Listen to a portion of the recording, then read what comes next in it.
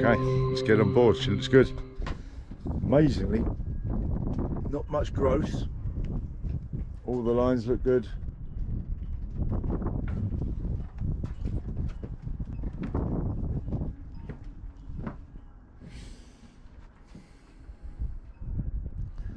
It's obviously rained a bit because she's completely clean. Had a good wash. Time to get on board.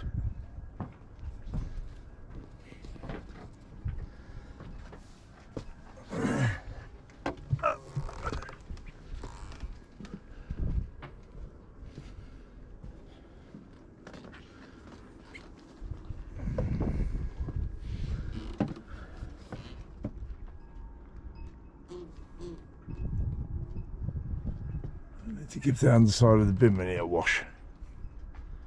Otherwise she looks really good, and that is very pleasing when you leave her. I've been by about 10 weeks. She looks great, wonderful. Well, inside I got in and I've basically just unpacked very quickly last night, made the bed, and as you'll see, it is the most appalling mess of stuff that needs organising, because I had to get the bedding out of the vacuum bag, so where I packed it away, and I've just got the other one, just opened the other one, the clothes bags. So a bit of organising to do, but Tapatya looks great. There are no issues whatsoever down there. All looks wonderful, apart from need of a good tidy up and organise. I've just been to the office to get this adapter, because you need an adapter for electricity here. They've got the high ampage outlets, but you have to pay a deposit on that, but anyhow, I've got it. Get the deposit back afterwards, obviously. Time to plug in, and I can use my induction stove and maybe even put a little heater on, give her a little air through with the heater on for a few hours.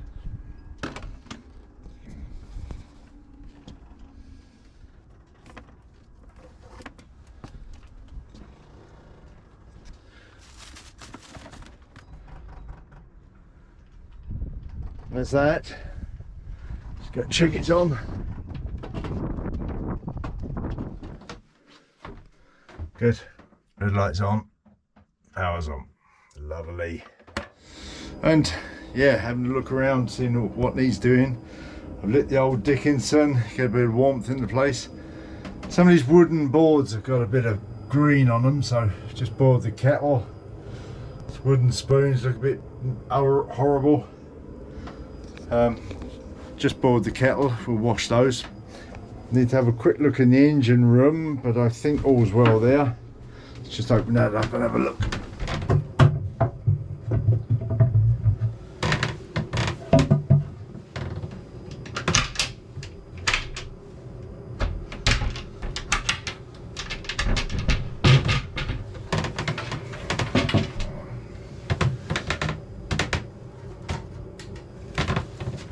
Yeah, that looks all good.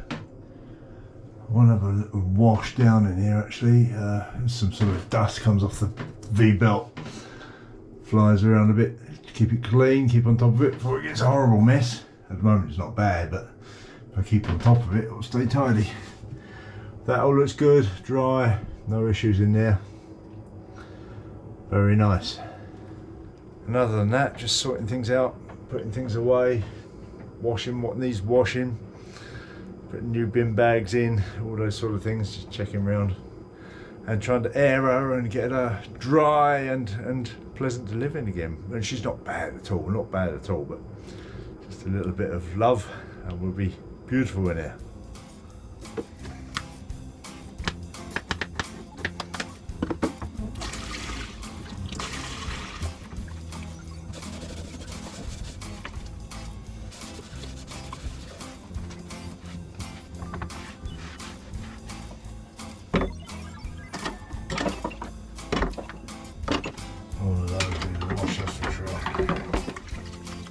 water.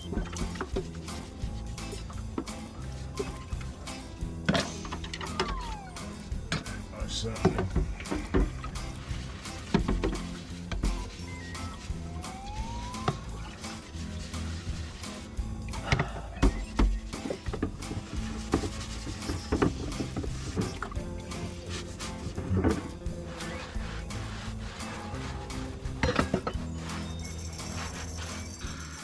So, a busy day, shopping and tidying, cleaning. We've got as far as the evening now. Hazel's here to visit. There she is, look. Hello. Hey, and we've got a, well, I shall laughingly call it a paella. Anybody who's Spanish would be shocked and horrified by that attempt at a paella, I dare say. Far too deep. Paella is supposed to be shallow, but anyhow, other than that, the wonderful thing about Spain is you can buy packets of paella spice, you can buy the vegetable stock, you can buy the frittata in a can. So, yeah, well, I'm sure if you're doing it properly, that's not the way you do it, but all the ingredients you need for a decent paella are readily available, plus the good quality rice. So we have got all of that going on, and it smells nice, that's for sure. I dare say you can smell it on camera, can't you? Looking forward to that, eh? Yeah, hell yeah, we are. Though I say so myself, guys, that did come out very well. Absolutely perfect bit of soccer art on the bottom there. That sort of caramelised layer you're supposed to get.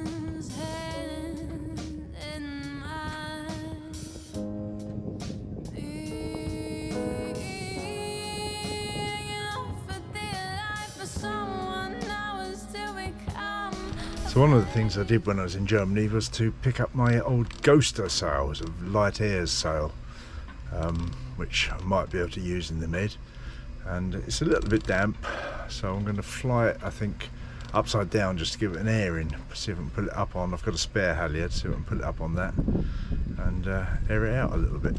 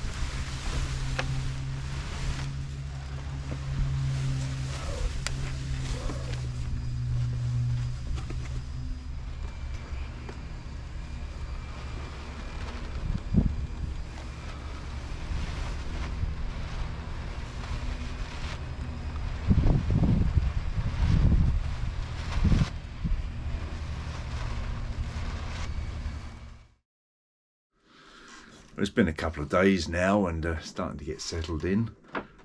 The old place is feeling a bit more aired out and more pleasant. And getting on with a few jobs, of course. So along with a couple of pilot books that I brought down with me, I've also purchased a chart set for the plotter. And it's this one here, the Garmin G3 Vision. And this should be the charts of the entire Mediterranean, plus a bit of the Atlantic out as far as the Canary Islands and the Portuguese coast, which sadly I've already bought another G3 plotter chip anyhow. But up till now I've only used the G3 charts, not the G3 Vision, so I'm rather hoping that these are going to work in my plotter. Mighty expensive, 450 or something euro I think for that set, so it's not a cheap business. So I'm going to open it up and put it in the plotter and see if it works. It's important to have the right tool for the job.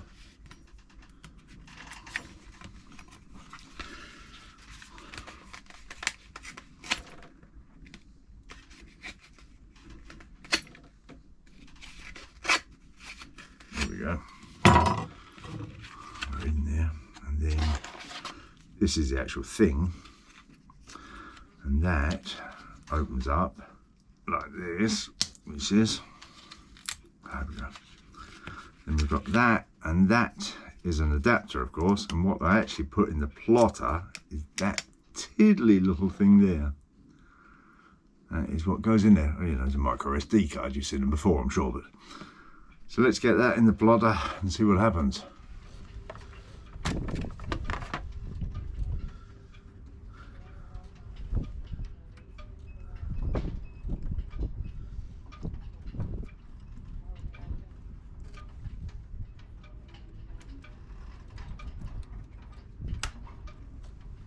So here's the plotter, and if we go to waypoint and put in a new waypoint, use chart, and then we scroll out, it will soon show us what we've got for cards. And there we see it, the whole area, the entire Med, Black Sea, all the way out to the Canary Islands here and halfway across the Atlantic, plus the second card I've got in, which is the of that little one there, it's the coast of Portugal. So theoretically we should be able to zoom in on, let's say, I don't know, Marmaris or somewhere like that. Here we come, there's Marmaris Bay coming up here, look, a place that I certainly hope to go at some stage. And we're coming into Marmaris Bay, get some detail. There's Marmaris Marina, look. And that's looking very good. Looking very good indeed. Lovely. So we can cancel that. Go back, and back to where we are. So that all works, which is wonderful. It gives me, well, I won't need to buy any more charts for years now. So even though it was a big expense, that'll keep me going for a while. The other navigational aid that I've purchased is one of these little things. It's a Garmin Bluetooth GPS receiver. It's switched on there, as you can tell from the two lights, and I've hooked this up to my iPad. Now, I made a bit of a mistake. I bought an iPad to have down below, and I thought I could get some charts on that, but I did make a bit of a mistake because I bought an iPad, new one, without GPS, and I didn't realise that iPads came without GPS. But I've now bought this little Garmin device. Show you that again, and here's the iPad running Navionics, and you'll see that there is clearly there's the GPS signal, so we're getting GPS. I don't know if you see that at the top, and that gives me that backup with the Navionic charts on the iPad and GPS working on that. And this little thing cost about 100, I think, 100 euros, I think, in that region. Charged from 12 volt on board via USB. Obviously USB is not 12 volt, but it comes with a cigarette lighter adapter to charge it, so that's wonderful, and that solves that issue. So that is a good backup chart plotter. I'm pleased with that. And there we have it for this week. That's me arriving at the boat. It's great to be back here, to feel settled in, to get her aired out, to get her dried, and feels lovely to live aboard again now. The sun's shining, streaming in. We've got the hatches open to get a bit of airflow through. Lovely. Started setting up a few things. Clearly a lot more to do. I need to get to the office and book an appointment to haul out to do that prop shaft bearing.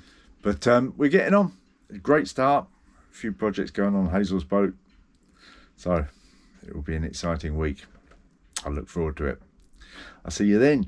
Thank you for watching. A massive thank you to the lovely people who support us via Patreon and paypal.me. And see you next time. Bye.